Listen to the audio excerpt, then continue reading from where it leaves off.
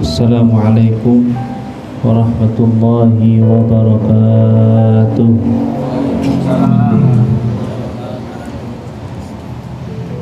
Alhamdulillah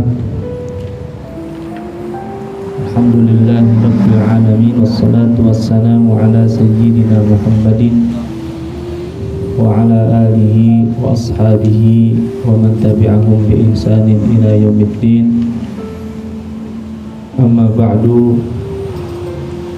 Allahumma faqihna fid din wa 'allimna at-ta'wil wa iftah 'alaina futuhal 'arifin warzuqna 'amalan yuqarribuna ilaika ya rabbal alamin. Hadirin hadirat jamaah yang alhamdulillah bisa istiqomah di malam Senin. Insyaallah malam hari ini kita lanjutkan kajian menuntut ilmu Allah Subhanahu wa taala. Mudah-mudahan apa yang kita laksanakan mendapatkan ridha dan barakah dari Allah Subhanahu wa taala. Tapi malam ini kita membahas kitab tafsir Marah Labid karangan Syekh Nawawi Al-Bantani sampai pada ayat keberapa ini tadi ya? Ayat 62.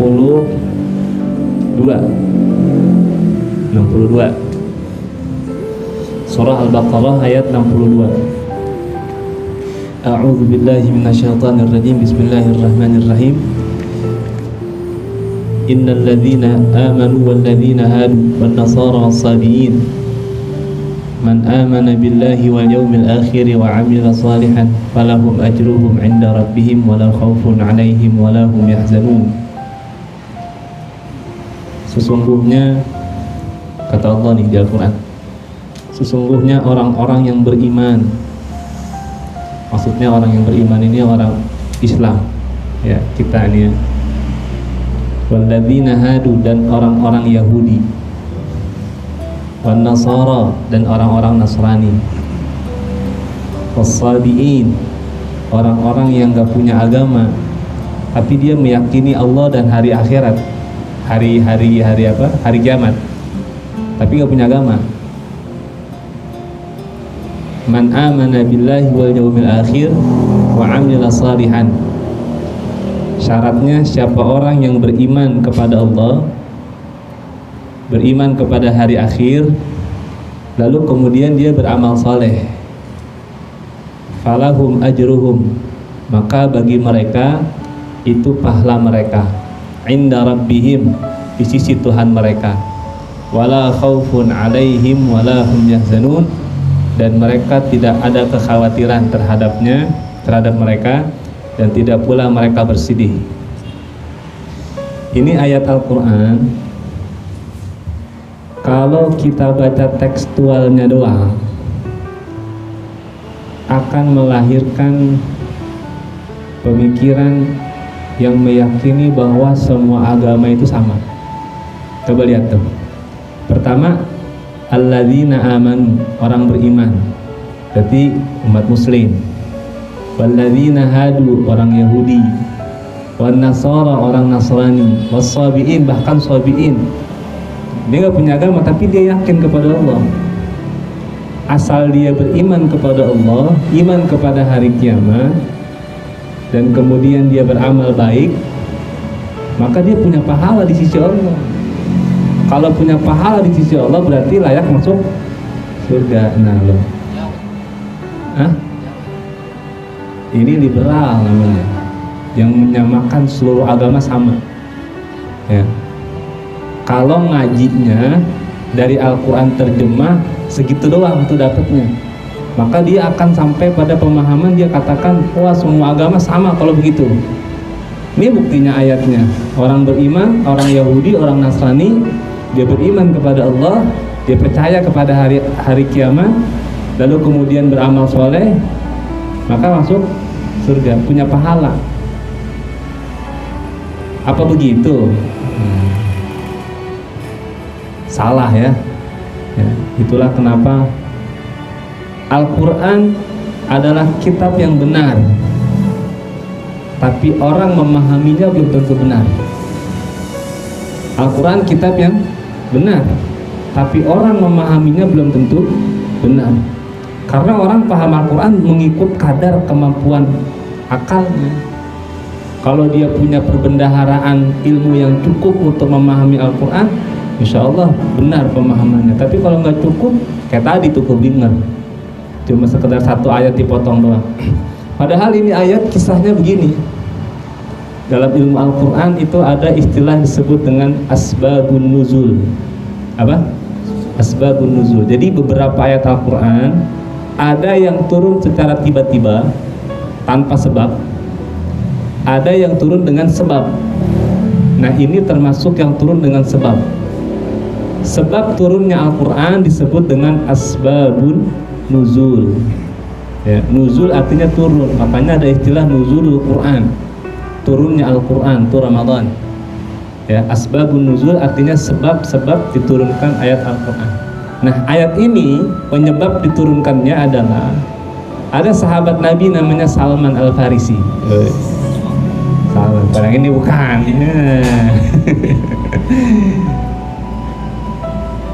Salman Al-Farisi ini bukan orang Arab, dia orang Parsi, orang Naisabur ya.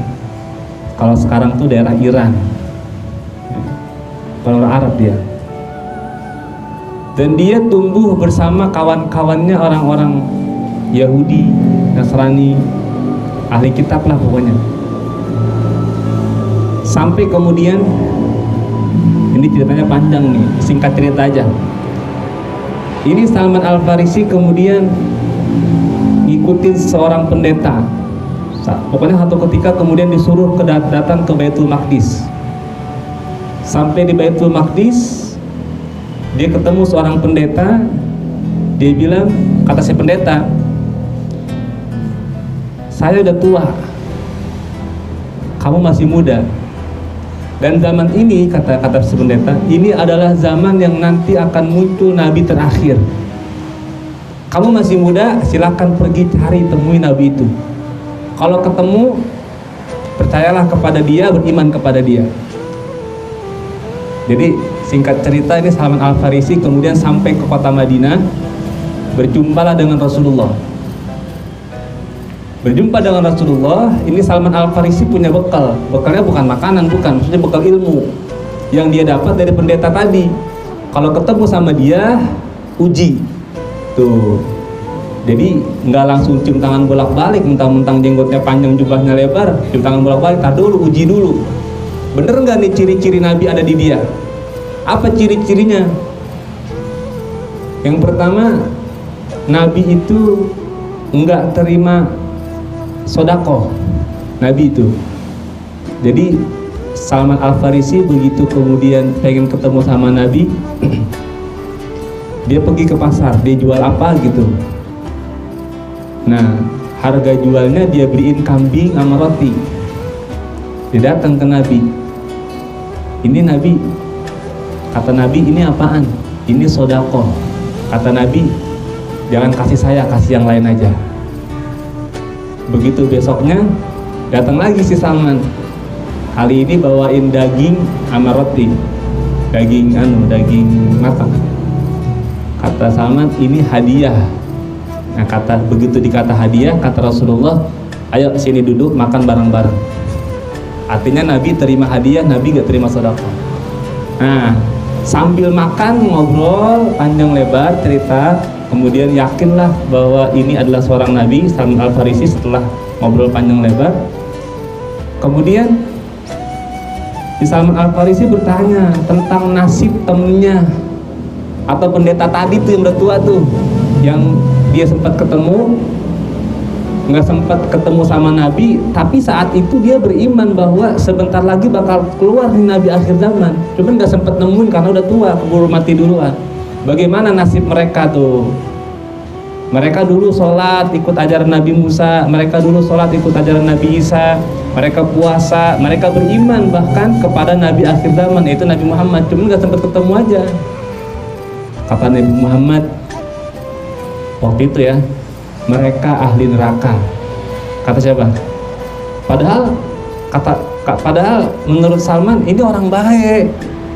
Dulu dia sholat, dulu dia puasa, bahkan dia meyakini ada nabi akhir zaman namanya Nabi Muhammad. Itu dia sampai ke Madinah bahkan atas bimbingan siapa? Pendeta yang tadi kan, kon ahli neraka. Nah, saat itulah kemudian tiba-tiba datang wahyu. Karena yang ini bukan. Datang wahyu dibawa oleh malaikat Jibril kepada Rasulullah. Ini bunyinya. Orang-orang yang beriman dan orang-orang Yahudi saat itu sebelum ketemu Nabi, orang-orang Nasrani saat itu sebelum ketemu Rasulullah, kalau dia beriman betul kepada Allah, melaksanakan amal-amal saleh, maka mereka pun masuk surga. Jadi nanti di surga itu bukan cuma orang Islam saat ini doang. Orang Islam saat Nabi Musa pun masuk surga. Nah, cuman memang istilahnya aja.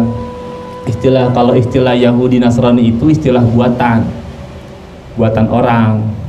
Yahudi itu istilahnya ikut kepada anak dari Nabi Yakub, ya, namanya Yahuda. Nanti di sini ada, di kisah Nabi Yusuf nanti ada anak tertua namanya Yahuda.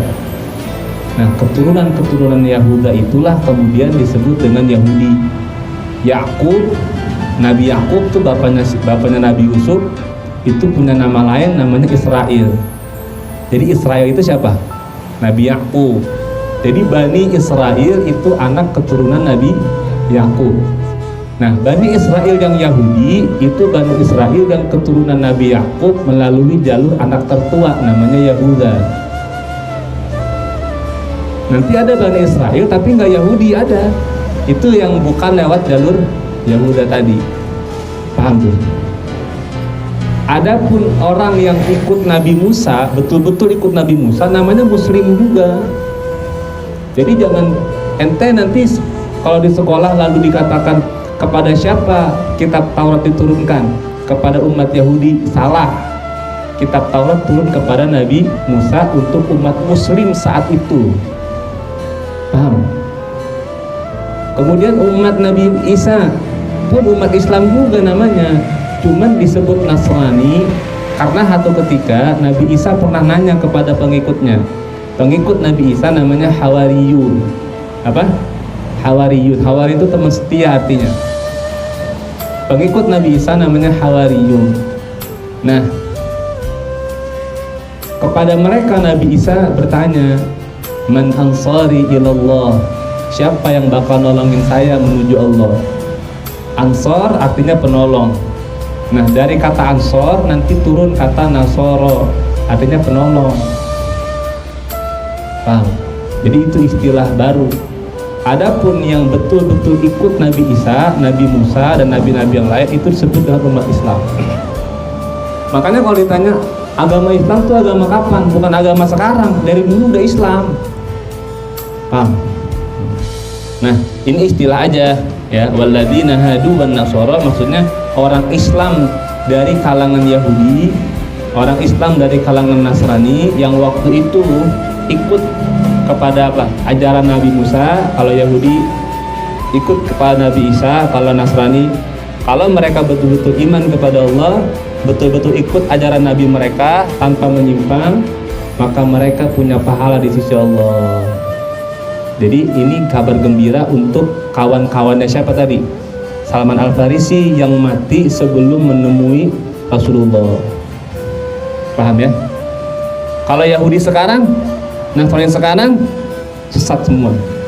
Ya, sesat semua. Karena syarat untuk bisa selamat di akhirat nanti adalah beriman kepada Nabi Muhammad. Jadi setelah Nabi Muhammad diutus, siapa yang gak ikut dengan ajaran Nabi Muhammad maka dinyatakan sesat. Walaupun dia baik kayak apa aja. Yahudi bang baik banget tetap sesat. Karena syarat kebaikan itu disebut baik kalau si pelakunya beriman kepada Allah, beriman kepada Nabi Muhammad. Paham ya? Jadi ini ayatnya.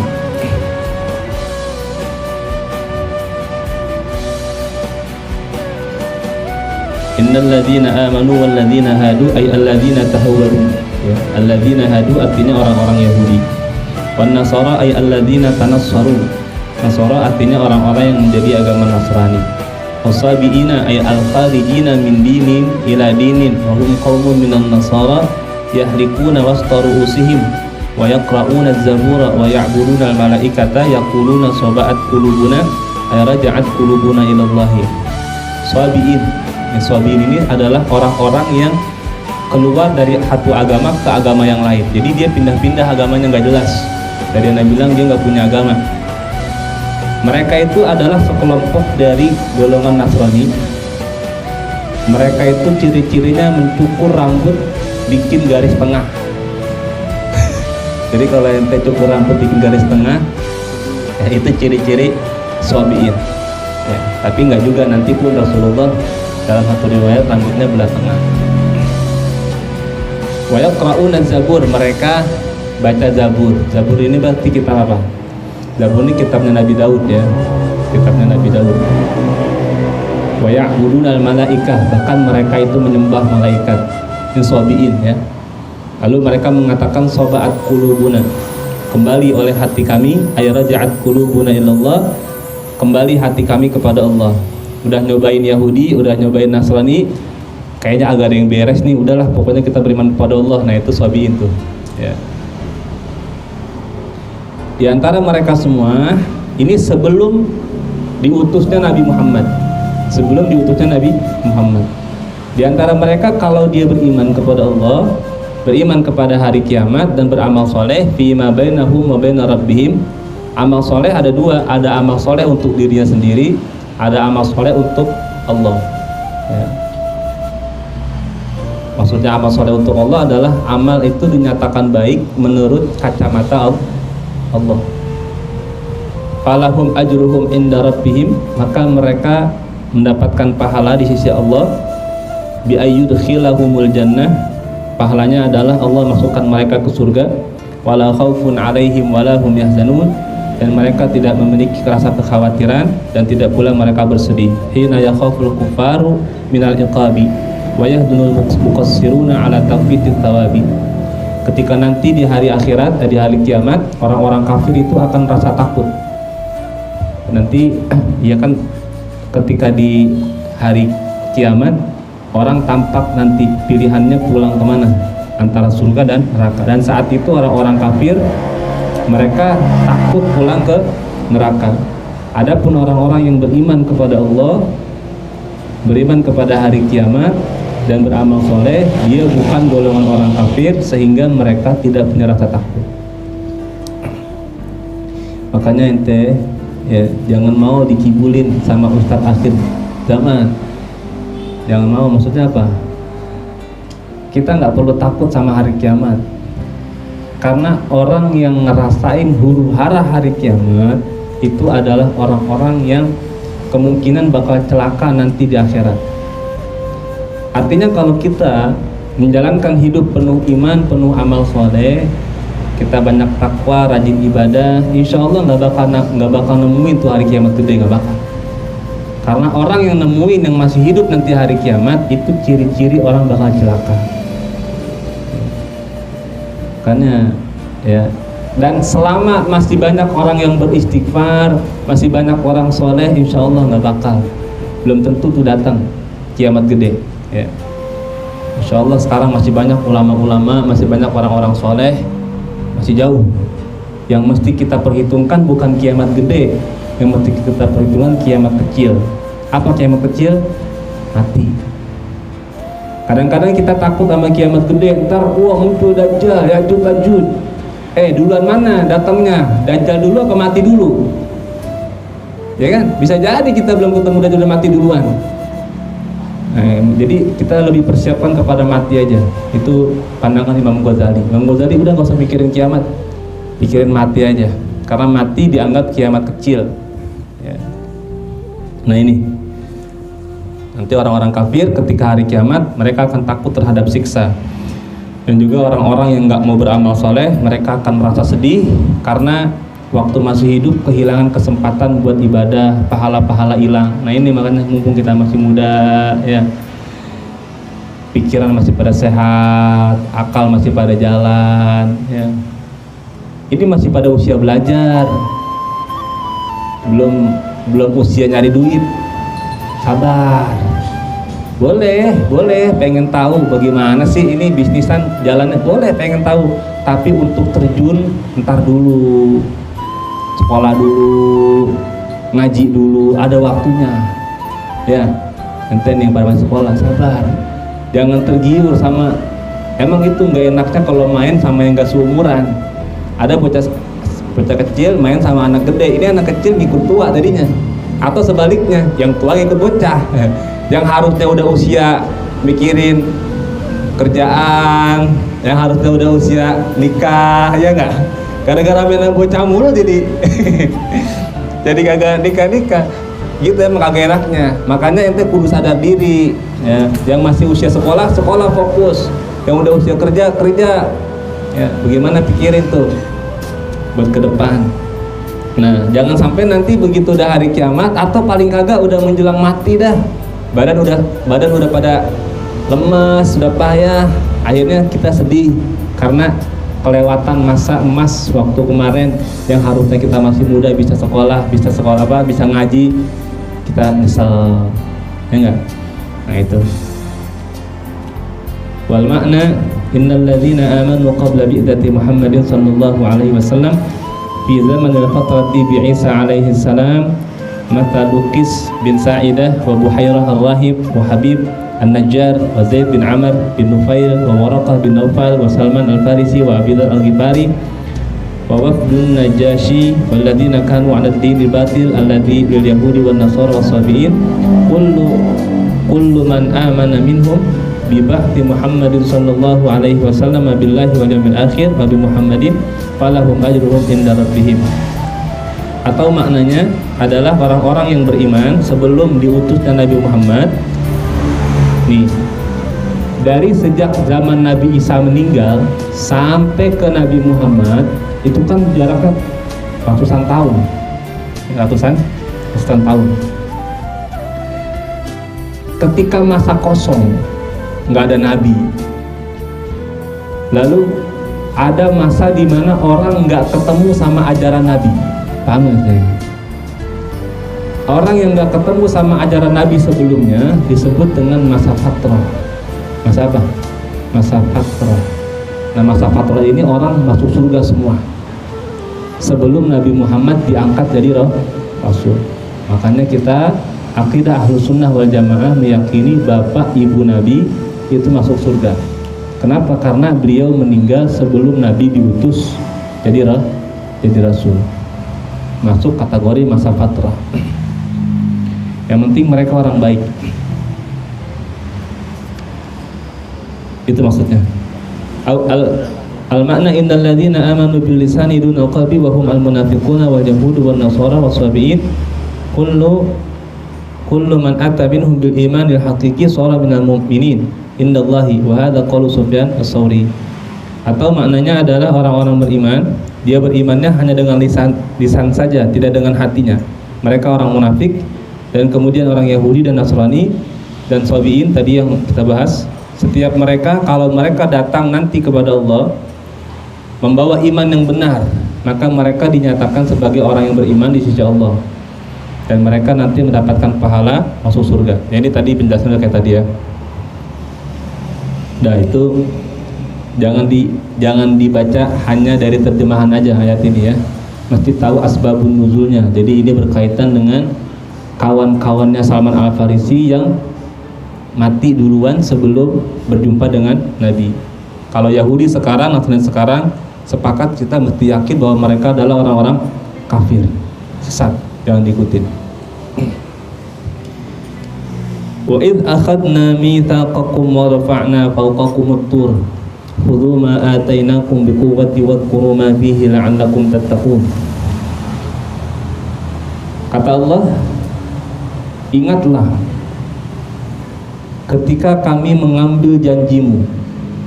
Jadi Allah pernah meminta janji kepada Bani Israel. Dan ketika minta janji, wa rafa'na fawqakumut tur, gunung Tursina diangkat sama Allah, diletakkan di atas kepala orang-orang Bani Israel. Cuma beda ya satu anu dah, satu apa nih? Iya, satu hasta ya.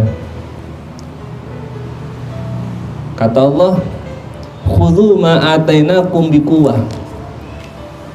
Lu laksanain enggak tuh perintah gua, gitu bahasanya. Jadi Bani Israel itu diminta sama Allah untuk taat kepada Nabi Musa, untuk taat kepada Taurat, itu dipaksa dengan ancaman kalau nggak ikut gue tibanin di gunung. Masya Allah, kebayang nggak teh? Kita orang kita kan nggak begitu, kita mah mau beriman kagak pilihan. Tapi kalau dulu Bani Israel pernah diambil apa tuh? Diambil sumpah, diambil janji. Lo mau nggak nih ikutin agama Nabi Musa, Taurat? Ya. Wadhkuru ma fihi la'allakum tattaqun. Ingatlah yang terkandung dalam Taurat, ya, halal haramnya diikutin, boleh apa nggak boleh, perintahnya dikerjain, larangannya ditinggalin. Jadilah orang bertakwa. Kalau enggak gue tibanin nih, begitu bahasanya. Dan saat itu mereka mengatakan, ya udah kita ngikut. Orang mau tibanin gunung. Tapi kemudian keturunan-keturunannya, summa tawallaitum min ba'di dzalika falaula fadlullahi 'alaikum wa rahmatuhu lakuntum minal khasirin. Kemudian kalian berpaling.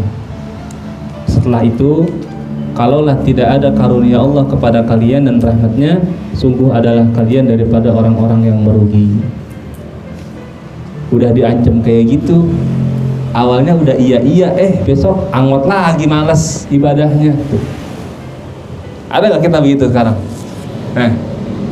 Kata bapaknya, lu sholat kagak? Nggak sholat, gue sabat nih. Udah disabet, besok pasti nggak sholat lagi. Coba. Kalau Bani Israel masih mending, belum ditibanin belum, baru diancam doang.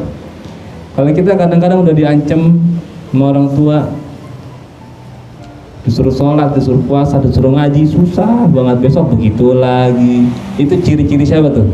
Ciri-ciri Bani Israel. Ini kita yang di sini nih Bani Israel apa orang Muslim nih?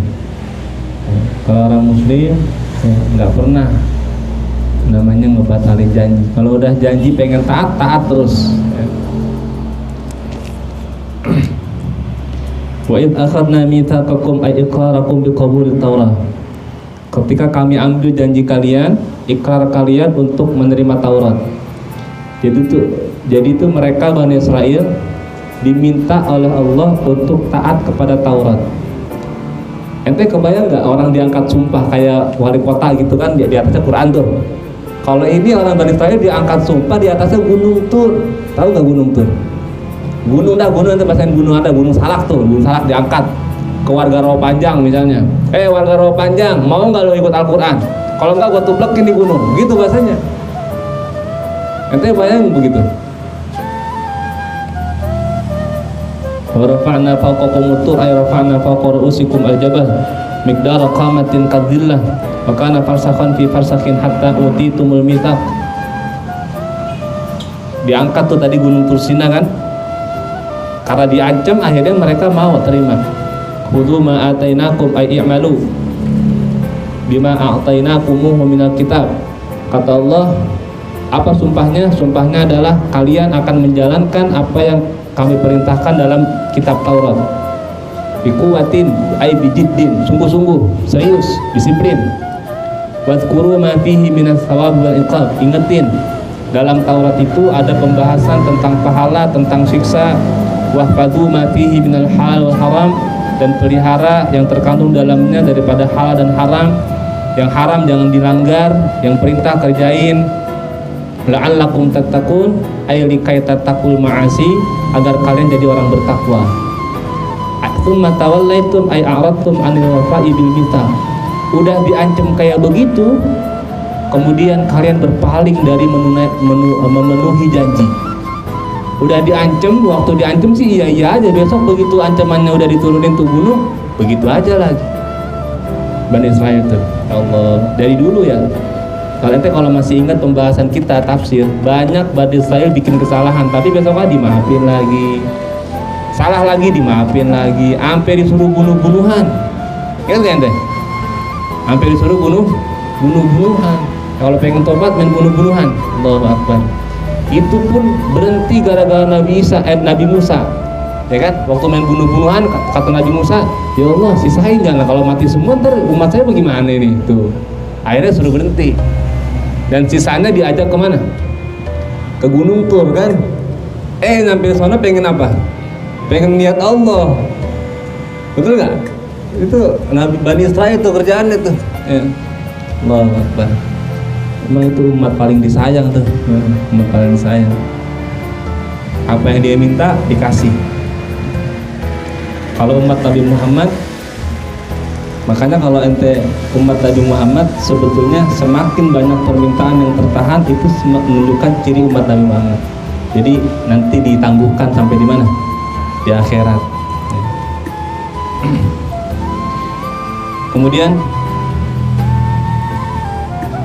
walaula fadlullahi alaikum bitakhiril adab, kalaulah tidak ada karunia Allah, kalaulah bukan Allah yang tunda azabnya, dan kalaulah tidak ada rahmat Allah dengan mengutus Nabi Muhammad kepada kalian, lakuntum minal khasirin ay lasirtum minal maghbunin bil uqubah, kalian adalah orang yang tertimbun dengan siksa, wabil inhimaki fil ma'asi, orang yang berkelanjutan atau terjebak dalam kemaksiatan.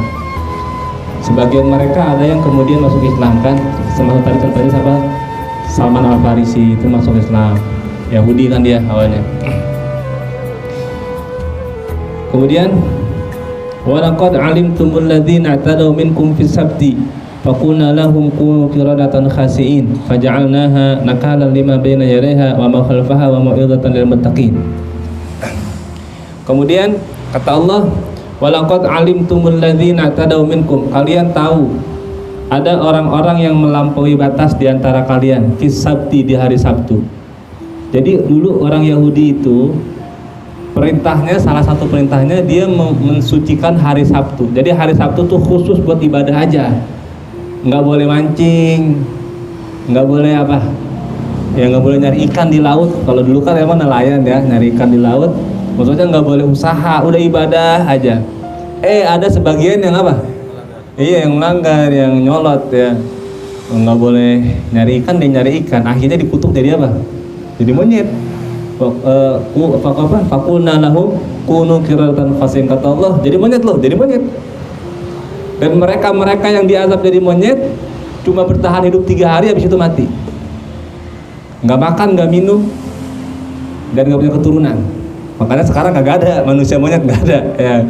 Kalau ada berarti turunan dia tuh. Turunan orang-orang tadi apa tuh? Yang hari Sabtu orang ibadah dimancing. Boleh. Ini aturan dalam kitab Taurat, dilanggar sama mereka.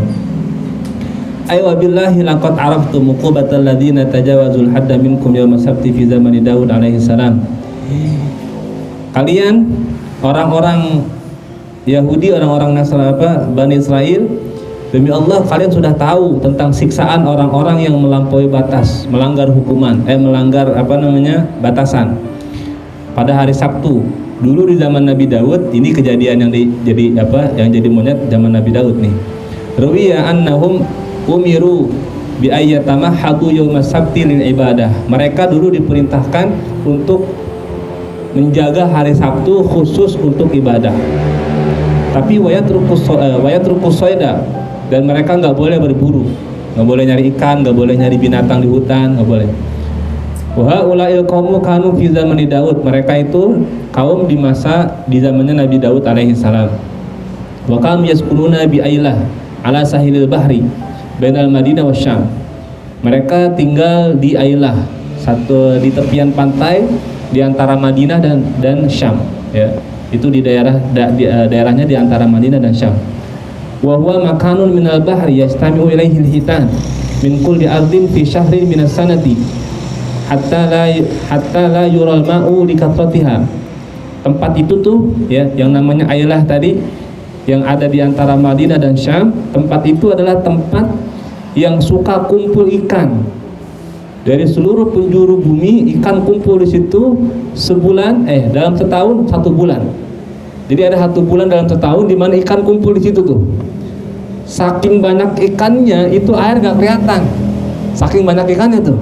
Allahu Akbar. Lah gimana gak nafsu itu ikan, udah pada ya kan, tinggal diserok doang. Wa fi ghairi dzalika syahr fi kulli sabtin khassah fahafaru hiyadan 'indal bahri. Tapi di bulan yang lain ketika ikan lagi agak ada, dia bikin anuan tuh. Dia bikin apa tuh namanya? Apa sih? Bendungan. Jadi ketika nanti ikan banyak masuk ke situ. Jadi ketika bulan-bulan yang dimana ikan nggak pada kumpul, ini ada ikan sisaan kemarin nggak balik ke sono gitu maksudnya. Wasyara'u ilaihal jadawil, mereka buat sekatan gitu, macam parit gitu. Fakanatil hitan tadkhuluha, jadi begitu ikan lagi banyak masuk ke lubang itu, fayasqadunaha yaumal ahad, lalu mereka ngambil di hari Minggu. Oh, jadi mereka bikin paritnya hari Jumat misalnya. Jadi begini licik dia, licik. Jadi bukan betul-betul, enggak betul-betul berburu, kagak. Jadi orang Bani Israel itu kan dilarang berburu di hari Sabtu. Di hari Jumat dia bikin apa tadi tuh? Iya, lubang. Besok kan Sabtu pada kumpul tuh ikan, ya enggak? Ntar hari Minggu udah diambil. Diakalin Tuhan. Allahu Akbar. Ya. Mereka ambil pada hari Minggu. Fadzalika habsu fil hiyat huwa i'tida'uhum. Nah, kerjaan begitu tuh yang disebut melampaui batas, licik banget kan. Tsumma innahum akhadhus samak wa hum khaifuna min uqubah. Tapi mereka ambil ikannya padahal mereka takut siksa juga. Falamma tala zamanu istasannal abna bisunnatil aba. Ketika zaman berganti, akhirnya itu kebiasaan turun temurun tuh. Ya. Sabtu nggak boleh berburu, dia bikin lubang hari Jumat. Sabtu banyak ya pada kumpul ikan, kemudian Minggunya dia kumpulin, diambilin. Nah, famasya ilaihim tawaifu min ahlil Madinah alladzina karihu sayda yaumas sabti wa nahauhum. Kemudian kelompok-kelompok dari Madinah datang bilangin, jangan, nggak boleh hari Sabtu berburu, jangan begitu. Falam yang tahu, tapi mereka nggak mau dengerin. Udah dikasih tahu, udah dinasehatin. Wa qalu nahnu fi hadzal amali munzu azmanin. Kata mereka, tapi kerjaan begini udah dari tahun-tahun dulu tuh, dari kebiasaan. Ini yang jadi bahaya nih sampai sekarang juga nih. Kadang-kadang kita tuh susah dikasih tahu karena merasa ini udah turun-temurun. Ya. Wah, ini kebiasaannya udah bikin susah jadinya. Jangan begitu kita. Makanya ini yang perlu diperbaiki adalah kita tuh harus mengukur benar atau salah, bukan dari ini tradisi atau bukan, tapi dari kacamata kata Quran benar apa salah. Walaupun udah turun-temurun, kalau kata agama salah. Paham ya? Ini lagunya orang Bani Israel nih, tuh dinasehatin nggak boleh berburu hari Sabtu. Kata mereka, kita ngerjain ini udah dari zaman ke zaman. Fama zadanallahu bihi illa khairan. Kita udah begini bertahun-tahun, tapi alhamdulillah ikan banyak terus. Dia kira banyaknya ikan itu adalah rezeki dari Allah, padahal apaan? Bukan rezeki itu. Masya Allah. Faqila lahum la taktaru, lalu dikatakan kepada mereka, jangan ketipu. Yang nampaknya banyak, kalau caranya salah tetap salah. Makanya ente ketika dapat rezeki, dapat duit banyak, tapi jalurnya salah, ada riba bisa di situ. Jangan bilang alhamdulillah rezeki anak soleh, lah riba anak soleh. Ya, jangan tertipu dengan banyaknya, tapi lihat jalur pendapatannya dari mana. Jelas ya. Ini orang-orang Bani Israel merasa ikan ini adalah apa? Rezeki dari Allah. Tapi kata-kata orang yang paham, jangan ketipu, walaupun itu banyak tapi caranya salah ya haram. Farubbama nazala bikumul azab, kata mereka, belum aja lu kena azab gitu bahasanya. Belum aja lu kena azab. Fa asbahal qaumu qiradatul khasiin, bener pisan besoknya dia pada jadi apa? Jadi monyet.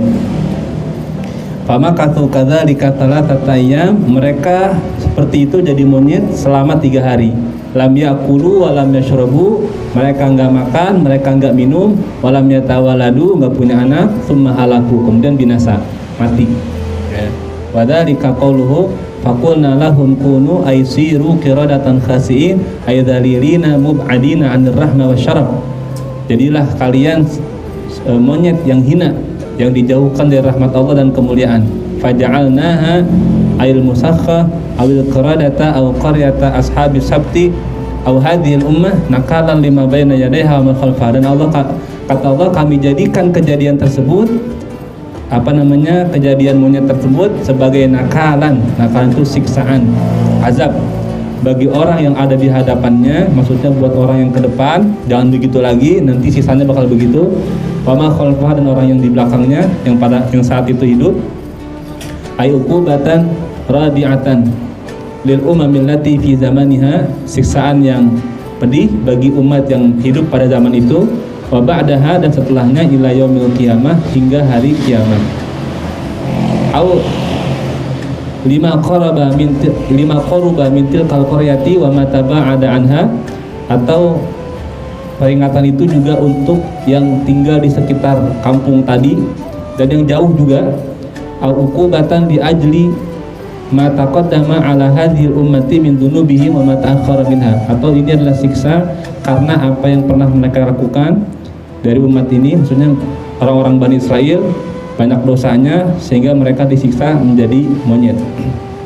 Wa mau'izatal lil muttaqin, dan kisah ini akan menjadi nasihat bagi orang-orang bertakwa. Ay likulli muttaqin sami'atil kalwaqi'ah, orang-orang yang bertakwa yang dengar kisah itu akan jadi nasihat.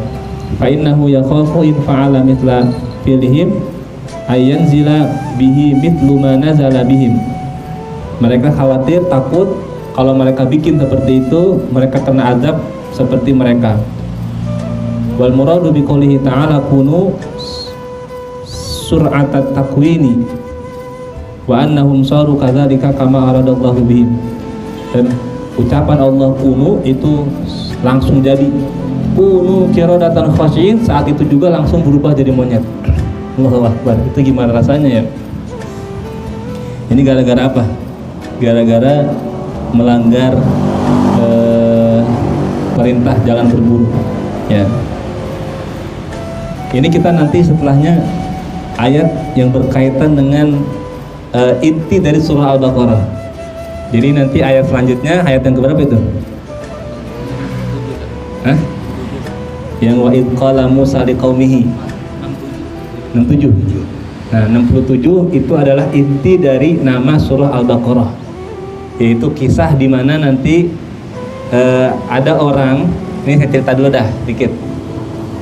Ada orang nanti, orang kaya nih, bapak-bapak udah tua, orang kaya, dia nggak punya anak, sehingga yang nanti akan mewarisi hartanya adalah ponakannya. Ini ponakannya kagak sabar ya, akhirnya dibunuh nih pamannya malam-malam, kemudian mayatnya ditaruh di depan rumah katakanlah kabilah lain dari suku Bani Israel, suku lain dari Bani Israel gitu ya. Paham maksudnya nih? Besok paginya kan begitu wah ini ada jenazah gitu. Nah orang-orang nuduh ke dia tuh, padahal yang lakuin siapa? Ponakannya. Abis itu ponakannya pura-pura nangis lagi. Ya Allah, paman saya orang baik. Matinya begini amat, dibunuh orang, padahal dia yang bunuh. Dia. Yang bunuh dia, pura-pura nangis dia. Allahu Akbar. Abis itu orang saling tuduh dia tuh. Kerjaan siapa ini? Karena saling tuduh hampir perang antar suku tuh. Udah pada ngambil kuda, ngambil pedang, pengen perang. Kata orang bijak, lu ngapain perang? Kita punya Rasul, panggil aja tuh Nabi Musa. Akhirnya ngadu ke Nabi Musa. Begitu ngadu ke Nabi Musa, kata Nabi Musa, kalian disuruh motong sapi. Kata orang-orang ini, bener lah Musa. Lu ngajak bercanda lu katanya. Begini orang meninggal, siapa pembunuhnya, motong sapi katanya. Nanti ini berkaitan dengan kenapa sapi yang dipotong, kenapa nggak ayam kecilan. Nanti berkaitan dengan dosa Bani Israel yang dulu tuh. Dulu mereka pernah nyembah sapi kan, pernah nyembah anak sapi, sehingga dalam hatinya Bani Israel itu masih punya benih-benih cinta kepada sapi. Makanya disuruh motong sapi supaya mereka tuh merasa sapi itu nggak ada apa-apanya, paham nggak tuh? Nah. Sampai kemudian ya udah kalau gitu kita cari sapi dah. Sapinya bagaimana? Nah nanti kan dia tuh bilangin yang warnanya kuning. Ya yang kuning banyak, yang bagaimana? Cari yang begini, pokoknya yang paling cakep, paling mahal. Sampai nanti ketemu sapi satu-satunya milik anak yatim. Milik anak yatim. Pokoknya singkat cerita nanti itu sapi dibayar dengan harga emas sepenuh kulit kambing, kulit sapi tadi itu dikeset, dijadiin tas, dibayar pakai emas sepenuh itu. Waduh, masya Allah. Rezeki nggak tuh anak yatim? Kira-kira kenapa anak yatim dapat rezeki kayak begitu? Nah kisahnya begini anak yatimnya. Anak yatim tadi, bapaknya orang miskin. Bapaknya waktu belum meninggal orang miskin. Dia punya harta satu-satunya sisa anak sapi. Anak waktu masih anak sapi. Itu anak sapi sama bapaknya dilepas ke hutan. Dilepas, dia ngomong sama Allah, ini anak sapi tolong jagain ya Allah, buat peninggalan anak saya kalau udah gede. Dia masih kecil nih anak-anak yatimnya. Begitu sapi dilepas ke hutan, dengan takdir Allah, ini sapi kalau ngeliat orang dari jauh tajam matanya udah kabur aja duluan, makanya nggak pernah ketangkep diburu. Tapi begitu anak yatimnya ini yang datang, begitu udah gede, mana ngasih tahu, dulu bapak lu punya harta warisan sapi, gimana mak lo di hutan tadi sendiri. Lo kira-kira mau nggak begitu? kata malu, bapak lu punya warisan dah.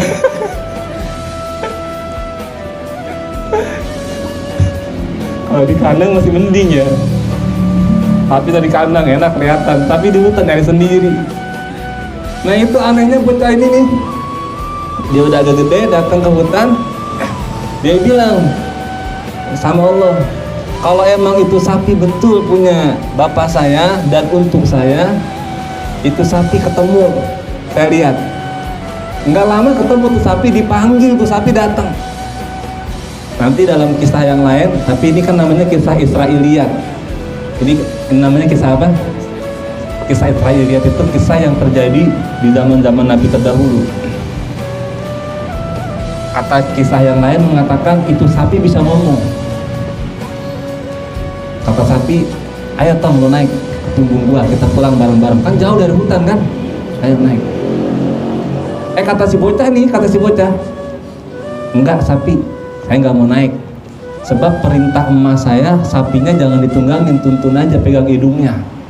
Tuh bocah saking taatnya tuh. Kira-kira lu kalau misalnya disuruh ke warung beli cabai 9.000, 1.000-nya lu pulang agak?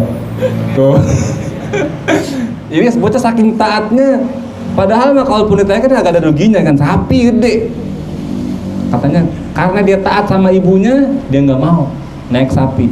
Karena emaknya pesan jangan ditaikin, diapain? Dituntun. Nah ini bocah sebelum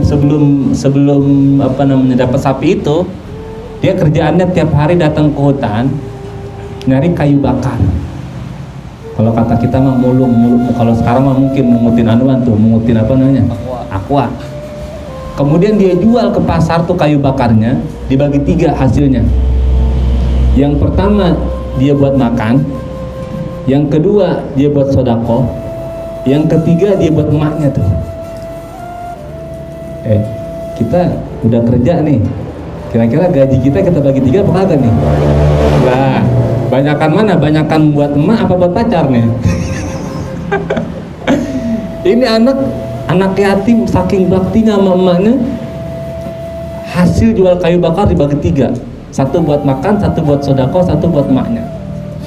Nanti dalam kisah yang lain, satu ketika dia dagang gitu ya, orang nawar apa gitu, cuman kunci kotaknya itu ada di kepala emaknya lagi tidur.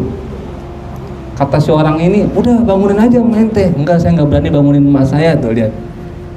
Padahal dia mau dagang nih, mau dapat duit nih, tiba-tiba minta kunci doang, emaknya kira-kira bakal marah kagak? Kayaknya nggak bakal marah minta kunci doang. Tapi kata dia apa? Saya nggak mau ganggu tidur emak saya. Wah, saking hormatnya nih anak sama siapa? Sama emaknya. Nah karena itulah kemudian dia Allah pilih untuk dapat kemuliaan. Kemudian sapinya dihargakan seharga apa tadi? Emas seberat sepenuh kantong kulit sapi itu. Allah Akbar. Nanti ada lagi yang riwayat lain mengatakan harganya 800 dinar. Ada yang begitu. Pokoknya beda-beda dah. Namanya juga kisah-kisah Israeliat. Itu kisah nanti anak sapi. Nah disitulah inti dari surah Al-Baqarah. Kenapa dinamakan Al-Baqarah? Al-Baqarah artinya apa tadi? Sapi betina. Disitulah kisahnya. Wallahu a'lam bissawab, wa ilaihil marji wal ma'ab. Demikian dapat saya sampaikan, kurang lebihnya mohon maaf. In uridu illa al-islaha mastata'tu wa ma taufiqi illa billah alaihi tawakkaltu wa ilayhi unib. Akhirul kalam. Assalamualaikum warahmatullahi wabarakatuh.